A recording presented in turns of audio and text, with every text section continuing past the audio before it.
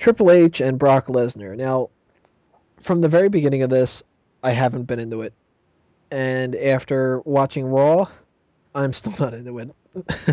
They even brought in my favorite of all time, Shawn Michaels, and I still just don't care. Oh my gosh. That are you kidding? I almost cried Monday night. They broke Really? Shawn Michaels' arm. Even Paul Heyman couldn't believe it. Paul Heyman's acting during that segment was phenomenal. Oh my god! Oh my god! You broke his arm! What did you do? Excellent. Excellent. Heyman's been the best part of this. Oh, absolutely.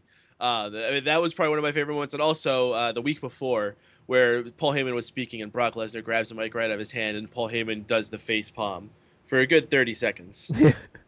Heyman's been wonderful. I was never a huge Brock Lesnar fan ever, even during his first run.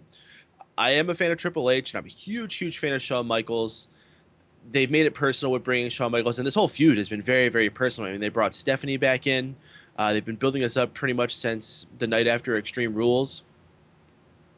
Uh, as far as who's going to win, gosh, it's tough.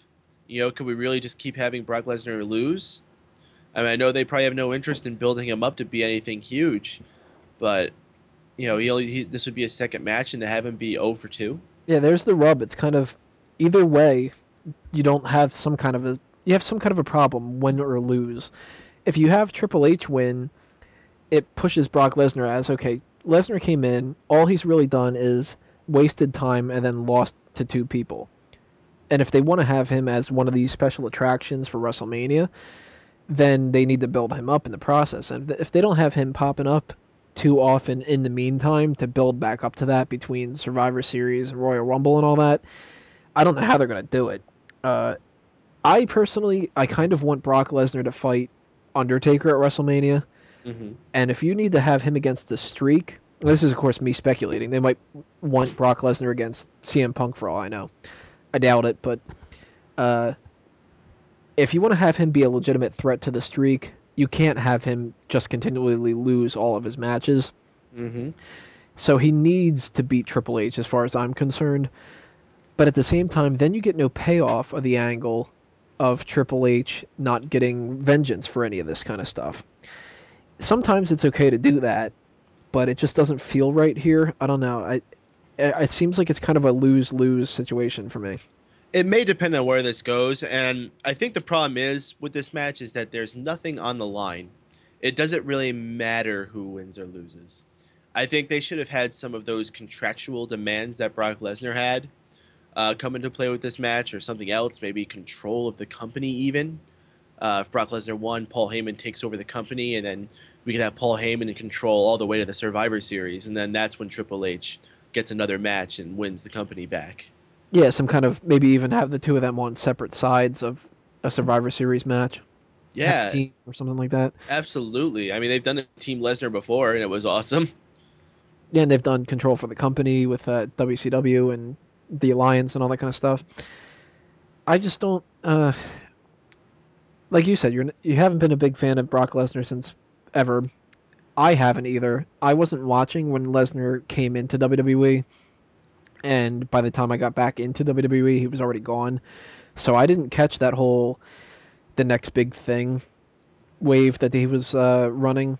And the same to an extent with Triple H. Triple H, I always liked Triple H, but over these past few years that I've gotten back into wrestling, it annoys me how often he wins and how easily you can point out that He's Triple H. He's the king of kings. yeah, but it's just Triple H If doesn't. Triple H loses all the time, then it doesn't mean anything when he is actually beat.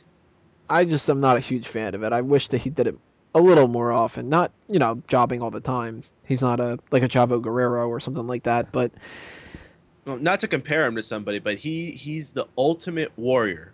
That's what Triple H is. Triple H is the biggest hurdle. I mean, I would almost say he's almost like the Undertaker. If you can beat Triple H, then that means you are the guy. And you know, there's no shame in losing to him. But if you can beat him, it's a really big deal. you just gave me flashbacks of WrestleMania 12. Okay. Ultimate Warrior beating Triple H Oh in yeah. like a minute or so. Oh yeah.